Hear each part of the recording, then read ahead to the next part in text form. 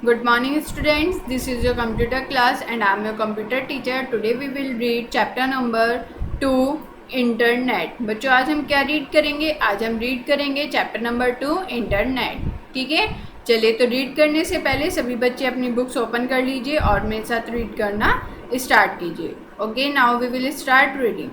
Internet. Internet सभी को पता है आज के टाइम में जो इंटरनेट की वैल्यू है वो किसी भी चीज़ की वैल्यू नहीं है। सबसे ज़्यादा आज के टाइम में किसकी वैल्यू है? इंटरनेट की और मोबाइल फ़ोन्स की। ठीक है, क्योंकि इन दोनों के बिना आजकल कोई भी वर्क इम्पॉसिबल है। चलिए तो देखते हैं। फर्स्ट है हमारा क्या? इंट्रोडक्शन।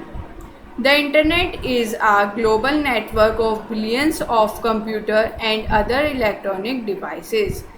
जो इंटरनेट है वो क्या है? अरबों कंप्यूटर और अन्य इलेक्ट्रॉनिक उपकरणों का एक नेटवर्क है। ठीक है, it is also called a network of networks in which user at any computer can, if they have permission, get information from any other computer and sometimes talk directly to user at other computer। इसको internet को हम क्या भी कह सकते हैं? Internet को network of networks भी कहा जाता है। मीन्स नेटवर्कों का भी नेटवर्क इसको कहा जाता है। ठीक है, in which user at any one computer can, if they have permission, get information from any other computer। Internet की हेल्प से कोई भी अगर एक व्यक्ति किसी कंप्यूटर पर वर्क कर रहा है तो वो दूसरे कंप्यूटर की भी इंफॉर्मेशन या किसी भी दूसरी जगह की इंफॉर्मेशन वो अपने कंप्यूटर पर देख सकता है, या किसी भी दूसरे पर्सन को वो अपनी इंफॉर्मेशन भेज भी सकता है। किसके द्वारा? इंटरनेट के द्वारा, या किसी से डायरेक्टली बात भी कर सकता है। ओके, नेक्स्ट है हमारा हिस्ट्री ऑफ इंटरनेट। इंटरनेट की history. The US department of defence led the foundation of the internet रफली 30 year ago with a network called ARPANET. जो हमारा यूएस डिपार्टमेंट है डिफेंस का, उन्होंने इंटरनेट का फाउंडेशन किया था 30 साल पहले। ठीक है, 30 ईयर एगो, 30 साल पहले हमारा नेटवर्क आया था जिसको क्या कहा गया था? एफरनेट उसको बोला गया था। इन 1957 the US government formed the advance research project agency. जो 1917 में जो यूएस की गवर्नमेंट थी उन्होंने आरपा मीन्स एडवांस रिसर्च प्रोजेक्ट को फॉर्म किया था, मीन्स बनाया था। A segment of the department of defence, जो कि किसके लिए था? डिफेंस डिपार्टमेंट के लिए था। ARPANET was a network that connected major computer at the University of California at Los Angeles, the University of California at Saint Barbara। जो एफरनेट था, जो एफरनेट नेटवर्क था, वो किससे कनेक्टेड था? कैलिफोर्निया की जो यूनिवर्सिटी थी लॉस एंजल्स से, और जो कैलिफोर्निया की यूनिवर्सिटी है सेंट बर्बर, दोनों से कनेक्टेड था। Sandford research institute and the university of Utah. Sandford जो रिसर्च इंस्टीट्यूट था उससे, और जो यूनिवर्सिटी ऑफ यूटा थी उससे भी ये कनेक्टेड था। नेक्स्ट पेज पर आते हैं हम। नेक्स्ट है बच्चों, with in a couple of year several other educational and research institutes join the network. कुछ सालों के बाद जो एजुकेशन और जो रिसर्च इंस्टीट्यूट थे वो भी हमारे नेटवर्क से, एफरनेट से जुड़ने लगे। In response to the threat of nuclear attack, ARPANET was designed to allow continued combination if one or more sites were destroyed। अब इस तरह से चलते चलते जब नेटवर्क से काफ़ी चीज़ें जुड़ने लगी तो वो एक तरह से क्या बन गया? न्यूक्लियर बन गया। न्यूक्लियर मीन्स एक तरह से परमाणु बन गया, जो कि बहुत ही तेज़ी से फैल रहा था। ठीक है, जो कि हमें कम्युनिकेशन मीन्स बातचीत करने के लिए भी अलाउ करता था, और अगर एक से ज़्यादा साइट हो जाती थी तो वो डिस्ट्रॉय भी हो जाती थी उस टाइम पे।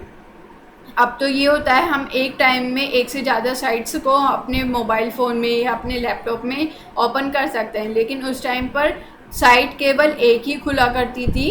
अगर हम एक से ज़्यादा अगर साइट से उस पर इन नेटवर्क पर खोल लेते थे तो वो क्या हो जाती थी, डिस्ट्रॉय हो जाती थी, ख़त्म हो जाती थी।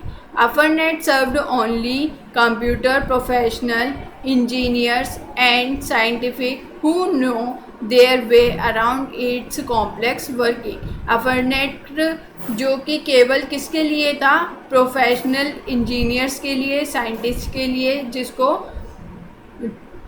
जिस वजह से उनको ज़्यादा ज़रूरत पड़ती थी नेट की। ठीक है, नेक्स्ट है हमारा important terms related to internet. कुछ इम्पोर्टेंट टर्म्स हैं जो कि हमारे इंटरनेट से रिलेटेड है। फर्स्ट देखते हैं, फर्स्ट है हमारा world wide web. World wide web abbreviate as WW। World wide web की जो शॉर्ट फॉर्म होती है वो क्या होती है हमारी, WW। Is a system of interlinked million of web pages accessed विया इंटरनेट। इसके अंदर काफ़ी सारे इंटरलिंक वेब पेजेस होते हैं। जो हमारी वर्ल्ड वाइड वेब है उससे काफ़ी सारे वेब पेजेस इंटरलिंक होते हैं। ठीक है, world wide web interlink the web pages by forming a connection between internet server. World wide web जो वेब पेजेस से लिंक होता है वो किसकी, उसके बीच में क्या होता है, इंटरनेट सर्वर। इंटरनेट सर्वर की वजह से वर्ल्ड वाइड वेब और वेब पेज दोनों एक दूसरे से क्या होते हैं, इंटरलिंक होते हैं। In simple term world wide web provide us with a platform to access information over internet. अगर हम सिंपल वर्ड आसान शब्दों में कहें तो जो हमारा वर्ल्ड वाइड वेब है वो हमें प्रोवाइड कराता है एक प्लेटफॉर्म जो हमारे इंटरनेट की इंफॉर्मेशन हमें एक्सेस कराता है, मीन्स प्राप्त कराता है। So world wide web and internet are two entirely different things. तो जो वर्ल्ड वाइड वेब है और जो इंटरनेट है वो दोनों ही अलग अलग चीज़ें हैं। हम उन दोनों को एक ही चीज़ में कंसिडर नहीं कर सकते। Once you are connected to the internet, you can access and view website using a type of application called a web browser. अगर आप इंटरनेट से कनेक्ट करते हैं तो आप क्या एक्सेस करेंगे, आप एक वेबसाइट एक्सेस करेंगे। किस एप्लीकेशन पर जाकर, वेब ब्राउज़र की एप्लीकेशन पर जाकर। ठीक है, just keep in mind that the web browser itself is not the internet. आप अपने माइंड में ये ना सोचें कि जो वेब ब्राउज़र है वो अपने में ही क्या है, इंटरनेट है। नहीं, इंटरनेट अलग है और वेबसाइट, वेब पेजेस ये सब अलग है। If it only display website that are stored on the internet. ये केवल जो हमारा वेब ब्राउज़र होता है वो केवल आपको वेबसाइट जो कि इंटरनेट पर स्टोर हैं उनको डिस्प्ले करता है, उनको दिखाता है। ओके, सो बच्चों ये तो थी हमारी इंटरनेट की हिस्ट्री और कुछ इम्पोर्टेंट टर्म्स थे जिनके बारे में हमने पढ़ा है। आगे का लेसन हम नेक्स्ट क्लास में कंटिन्यू करेंगे। फ़िलहाल के लिए आपको वर्ल्ड वाइड वेब तक आपको इसको रीड आउट करना है और समझना है। Okay, thank you.